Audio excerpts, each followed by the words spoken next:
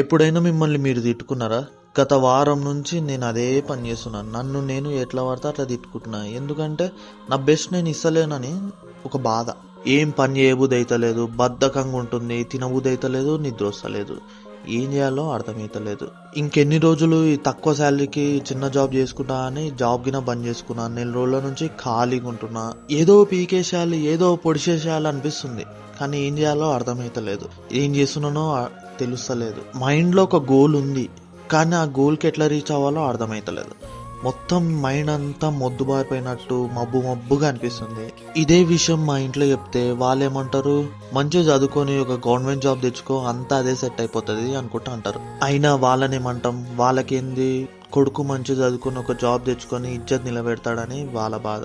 ఇట్లా ఆలోచించి కూడా కూర్చుంటుంటే నా అంతటి నాకే ఒక రియలైజేషన్ వచ్చింది. నీకు కావాల్సిన దాని గురించి కష్టపడకుండా నువ్వు ఇట్లా కూర్చొని ఒక నెగిటివ్ ఆరాలు ఉంటున్నావు.